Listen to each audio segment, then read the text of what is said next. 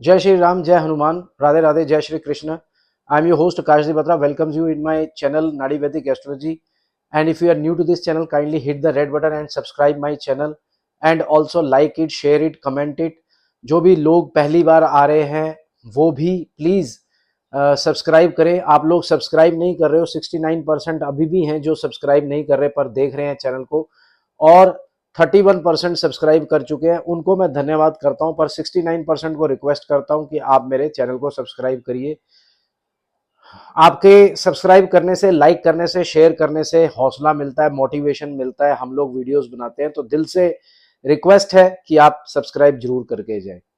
तो आज का जो टॉपिक है that is very very important. ये जानना बहुत इंपॉर्टेंट होता है कुंडली के अंदर, क्योंकि इससे बहुत बड़ी बड़ी दुर्घटना हो सकती है आपके जीवन में. एक्सीडेंट, ऑपरेशंस, मृत्यु, आयु, इन सब का जो ग्रह है हम उसके बारे में डिस्कस करेंगे. कौन सा ग्रह आपको करोड़ों रुपए दे जाएगा, कौन सा ग्रह ऐसा है जो कारका ग्रह है, मारका ग्रह है, और योग कारक कौन से ग्रह होते हैं, कारक ग्रह कौन से है, मार्क ग्रह कौन सा है, बाधक ग्रबल मारक कौन सा है. तो ये बहुत इंपॉर्टेंट है. इसको जानना इतना ज्यादा इंपॉर्टेंट है कि आप सोच नहीं सकते हो कि अगर कुंडली में ये एस्ट्रोलॉजर ढंग से नहीं देखता है तो जितने भी न्यूमरोलॉजिस्ट वाले हैं, न्यूमरोलॉजिस्ट को ये बात नहीं समझ में आएगी कि इसका एक्सीडेंट कब होने वाला है, मृत्यु कब होने वाली है, ऑपरेशन कब होंगे. चाहे वो वैदिक न्यूमरोलॉजी हो, चाहे वो लोशु ग्रिड वाली न्यूमरोलॉजी हो, उन दोनों न्यूमरोलॉजी का भी अध्ययन कर चुका हूं मैं अपनी जिंदगी के अंदर. वैदिक एस्ट्रोलॉजीज को भी देख चुका हूं. पर जो कैलकुलेशंस है, नाड़ी मैथमेटिकल कैलकुलेशंस, लाल किताब, इन सब का अध्ययन करने के बाद हम आपकी कुंडली देखते हैं. तो आप लोग अगर 300, 400, 500 वाले के पास जा रहे हो तो उसका कोई फायदा नहीं है. एक बारी हमारे पास जरूर आकर के चेक करवाएं कुंडली, क्योंकि अगर डॉक्टर अच्छा होगा तभी उसको वो डिजीज समझ में आएगी और उसका कारण समझ में आएगा. जब कुंडली के अंदर हमें तब समझ में आएगा जब आप अपनी कुंडली एटलीस्ट फर्स्ट स्टेप लोगे कि हमें दिखाओगे. अब मारक ग्रह क्या है, प्रबल मारक क्या है, उसकी वजह से एक्सीडेंट्स हो सकते हैं, डेथ हो सकती है, ऑपरेशंस हो सकते हैं, वही आज मैं समझाने वाला हूं. सबसे पहले हम समझेंगे कारक ग्रह कौन से हैं, योग कारक ग्रह कौन से हैं, मारक ग्रह कौन से हैं, प्रबल मारक कौन से हैं, बाधक ग्रह कौन से हैं. ये जानना वैदिक एस्ट्रोलॉजी से ज्यादा इंपॉर्टेंट कहीं पे भी नहीं नजर आएगा. तो न्यूमरोलॉजी हो गई, वैदिक एस्ट्रोलॉजी हो गई, नाड़ी मैथमेटिकल कैलकुलेशंस हो गई, हम इन सब का सपोर्ट लेकर के आप लोगों को प्रिडिक्ट करते हैं. तो अपनी कुंडली अच्छे, एक बहुत अच्छे पढ़े लिखे एस्ट्रोलॉजर के पास आइए जो हर चीज को जानता हो. इस तरीके से काम मत चलाइए अपना. किसी भी एस्ट्रोलॉजर को आपने कुंडली दे दी, कोई भी ऐप में बैठा है जो कि इंटरेस्ट भी लेकर के आपकी कुंडली को चेक नहीं कर रहा, तो उसको फायदा कोई भी नहीं है आपको देने का. आप देखो 50,000 30 मिनट के लेने के लिए भी एस्ट्रोलॉजर्स बैठे हैं. उसका मैं आपको विवरण दे दूंगा. आप लोग जब व्हाट्सएप करोगे अपॉइंटमेंट के लिए, आपको बताया जाएगा कि हम लोग किस तरीके से आप लोगों को देखेंगे. फर्स्ट ऑफ ऑल आप वीडियोस देखिए. हमारे वीडियो देखने के बाद आपको समझ में आ जाएगा कि हम कितना प्रबल और कितनी डेप्थ में आप लोगों की कुंडली को देखते हैं, ताकि आपको वो घटना, दुर्घटना से बचा सके. वो आज वाले वीडियो में आप देखना, प्लीज आखिरी तक देखना, इसको बिल्कुल भी स्किप मत करना.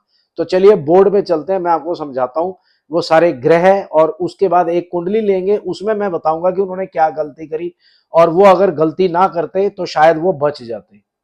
तो चलिए चलते हैं बोर्ड की तरफ. हाँ तो दोस्तों, जैसे मैं आप लोगों को समझा रहा हूँ, योग कारक ग्रह और कारक ग्रह, बाधक ग्रह, मारक ग्रह. योग कारक ग्रह कौन से होते हैं? 159, 159, 147, 10.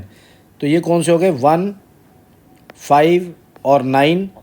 और केंद्र ये हो गए 1, 2, 3 और 4. ये 4 हो गए.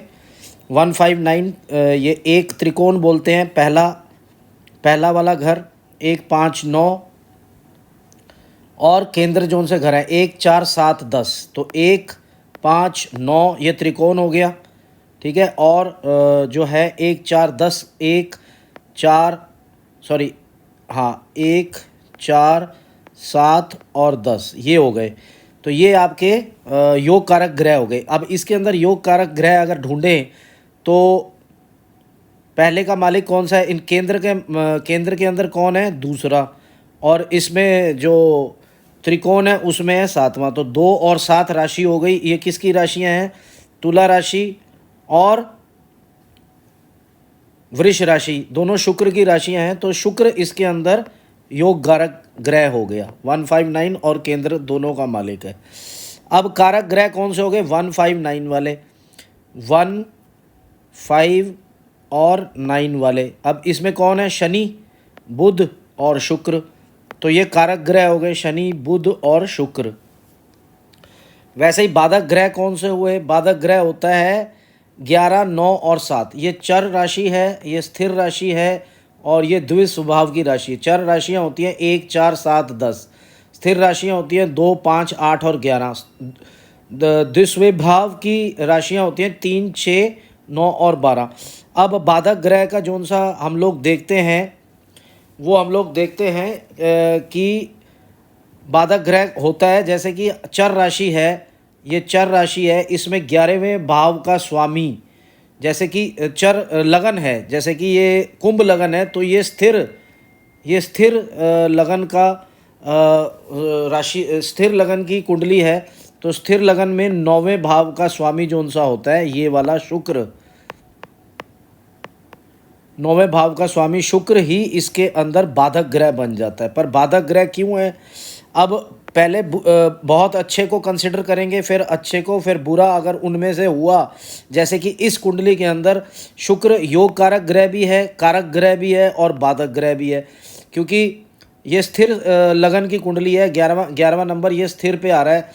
अगर ये मेष लगन की कुंडली होती तो चर में से देखते तो चर के अंदर 9वें घर का, 9वें भाव का स्वामी जो सा होता वो बाधक ग्रह होता। परंतु इसके अंदर बाधक ग्रह कौन हुआ? क्योंकि ये स्थिर लगन की कुंडली है, तो इसके अंदर 9वें भाव का स्वामी, ये देखिए 9वें भाव का स्वामी स्थिर लगन की कुंडली में 9वें भाव का स्वामी बाधक होगा। अब इसमें शुक्र है, पर शुक्र को हम बाधक कंसिडर नहीं करेंगे, क्योंकि शुक्र ऑलरेडी योग कारक ग्रह है। अब मारक ग्रह कौन सा होता है? ये ग्रह जो सा है आयु का है, तीसरा और 8वां ये आयु का है। इनका जो 12वां घर होता है वो मारक ग्रह होता है। जैसे कि एक का 12वां घर 1, 2, 3, 4, 5, 6, 7, 8, 9, 10, 11 और 12। तो ये हो गया इसका जुपिटर हो गया, यहाँ पे गुरु हो गया और सूर्य हो गया। उम्मीद है आपको समझ में आ गया होगा। 8वें घर का 12वां घर ये सिंह राशि पड़ रही है, और तीसरे घर का जो 12वां घर है उसमें मीन राशि पड़ रही है, तो जुपिटर हो गया। तो इसमें गुरु और सूर्य मारक ग्रह हो गए। अगर ये योग कारक ग्रह होते तो इसके अंदर योग कारक ग्रह होते तो ये हम मारक ग्रह को इसको कमज़ोर कर देता। तो ये योग कारक ग्रह नहीं है, शुक्र है योग कारक ग्रह। कारक ग्रह शनि है, बुध है और शुक्र है। तो शुक्र हर तरफ से इस कुंडली के अंदर पॉजिटिव है। ये कुंभ लगन की कुंडली है, कुंभ, ये कुंभ लगन की कुंडली है। इसी तरीके से आप अपनी कुंडली को भी चेक कर सकते हो। अब मैं आप लोगों को एक ऐसी कुंडली दिखाता हूँ जिसके अंदर आपको पता चलेगा कि इस जातक ने कितनी बड़ी प्रॉब्लम क्रिएट कर ली अपने आप। किसी एस्ट्रोलॉजर को चेक नहीं करवाया और इसको बहुत ऑपरेशंस का सामना करना पड़ा। तो चलो, कुंडली दिखाई है, योग कारक ग्रह बन जाते हैं मारक ग्रह। अब इसके अंदर जैसे मैंने आप लोगों को समझाया था, योग कारक ग्रह कौन से होते हैं? जो 1, 5 और 9 और ये केंद्र 1, 4, 7 और 10 के मालिक होते हैं। अभी इसके अंदर कौन है?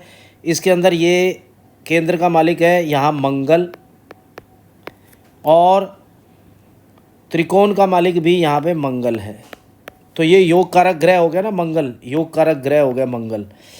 पर अब मंगल जौन सा है तीसरे हाउस में वक्री है। ये जो मैंने निशान लगाए हैं, शनि और मंगल दोनों के दोनों वक्री हैं। ये मैंने इंग्लिश में भी बनाई है और ये हिंदी में भी बनाई है, इंग्लिश में भी बनाई है, और यहाँ पे मैंने लिख दिया है कौन से ग्रहों का नाम क्या है। तो अब इसमें मंगल योग कारक ग्रह है। अब वो मारक कैसे बन गया? ये जो तीसरा घर है और 8वां घर है, ये दोनों घर जोन से हैं आयु के घर है। इनका जो 12वां घर होता है, जैसे कि ये वाला घर हो गया सेकंड हाउस और 7th हाउस, ये जोन से होते हैं मारक ग्रह होते हैं, मारक भाव होते हैं। इनकी जो राशियाँ होती हैं मारक है। जैसे कि यहाँ सूर्य और शनि दोनों मारक ग्रह हैं। परंतु मंगल कैसे मारक बना वो मैं आपको बता रहा हूँ। मंगल शनि के साथ है, और यहाँ का जो लगन का लॉर्ड है ये कर्क राशि है, 4 नंबर कर्क राशि है, इसका लॉर्ड है मून। अब चंद्रमा और केतु यानी कि मून और केतु दोनों के दोनों 8वें छठे घर में आ गए और छठे घर में इन्होंने छठे घर को बहुत कमज़ोर कर दिया और लगन भी कमज़ोर हो गया। चंद्रमा और केतु दोनों के दोनों चंद्र ग्रहण दोष लगा करके बैठे हैं। छठे लगन का लॉर्ड जब भी 6, 8, 12 में जाता है वो पूरी कुंडली को खराब कर देता है। जैसे कि लगन का लॉर्ड यहाँ पे चंद्रमा है और चंद्रमा छठे घर में केतु के साथ चंद्र ग्रहण दोष भी लगा के बैठे हैं। और दूसरा मंगल जो सा है वो भी वक्री है और सैटर्न जो है शनि वो भी वक्री है और ये सारे के सारे जोन से हैं तीसरे घर में बैठ गए। वैसे मंगल तीसरे घर में अच्छा होता है, योग कारक ग्रह है, पर वो मारक कैसे बन गया? एक तो वक्री है और शनि के साथ है। मंगल और शनि की युति 3rd हाउस में आयु को छोटा कर देती है।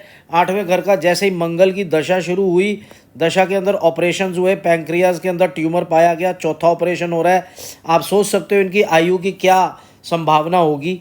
पर मैं ये नहीं कहता कि आयु यहाँ से हम लोग देख लेते हैं, पर आयु और मृत्यु और जन्म सब भगवान के हाथ में है। मैं आपको केवल इतना बता रहा हूँ कि हम ये कुंडली अगर मेरे पास पहले आई होती, ये एंड के टाइम पे आई है, अब मेरे पास आई होती तो मैं इनको मंगल की जोन सी है ना शांति के जैसी दशा शुरू हुई थी उससे पहले बताता, मंगल को शांत करने का तरीका बताता, पूजा है या कॉम्बिनेशन ऑफ स्टोन्स है।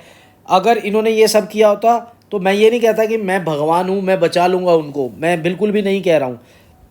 मृत्यु फिर भी भगवान के हाथ में, पर मेरा जो एक्सपीरियंस है 25 साल का, उसके अंदर मैंने अगर कुछ किया है तो उसमें 60 to 70% रिजल्ट मिला है मेरे को। तो 60 to 70% रिजल्ट मिला कि जो भी मैंने आपको बताया, अगर मैंने आप लोगों को बताया कि आप ये पूजा करवा लो, मंगल की शांति करवा लो या सारे ग्रह शांत करवा लो, और ये मारक का जो ग्रह है वो योग कारक ग्रह मार्क ग्रह बन गया है वो उसकी शांति करा लो या स्टोन्स कॉम्बिनेशन पहन लो। इस टाइम पे अपना निर्णय लेना है कि ये क्या करवाना है। विश्वास करना है, फेथ होना चाहिए, फेथ के साथ आना चाहिए। पर फेथ कैसे होगा? जब तक आप किसी एस्ट्रोलॉजर की कुंडली के वीडियोस नहीं देखोगे कि वो क्या नॉलेज गेन करता है, तब आप उसके पास जाओ। अदरवाइज़ आप उसके पास मत जाओ, पैसे मत वेस्ट करो। यहाँ पे बहुत बड़ा ठग भी बैठे हुए हैं यहाँ इस देश के अंदर। बहुत 70% जोन से है ना ठग हैं यहाँ पे, जिन्होंने चैनल खोला हुआ और जिनको नॉलेज नहीं आती है, बिल्कुल भी नॉलेज नहीं है जिनको। तो आप सोच समझ करके देखिए। जैसे मैंने इस कुंडली के अंदर बताया, मंगल योग कारक ग्रह से मारक बन जाता है तो हम इसे बचा सकते थे। 70% रिजल्ट्स आए हैं मेरे पास जिसके अंदर इंसान बच गए और आज वो जिंदा भी हैं। तो वही मैं आपको बार बार कह रहा हूँ कि सोच समझ करके आप एस्ट्रोलॉजर को चुनिए। तो मुझे I hope you have understood what I am trying to say. So kindly subscribe my channel, subscribe करें चैनल को, बहुत खुशी मिलेगी। अगर आप सब्सक्राइब करते हो चैनल को तो मेरे को बहुत ज़्यादा खुशी मिलेगी, हमें हौसला मिलता है। ये देखो मैं लिख भी रहा हूँ, सब्सक्राइब करिए चैनल को, लाइक करिए चैनल को, शेयर करिए मेरे वीडियोस को ताकि आप लोगों के अंदर नॉलेज बांट सकें। प्लीज़ मेरी आपसे विनती है कि आप लोग देख तो रहे हो, 69% देख रहे हैं, परंतु 31% ने सब्सक्राइब किया है। 69% देख रहे हैं, सब्सक्राइब नहीं किया है। तो मैं आपसे रिक्वेस्ट करता हूँ कि प्लीज़ आप भी सब्सक्राइब कीजिए।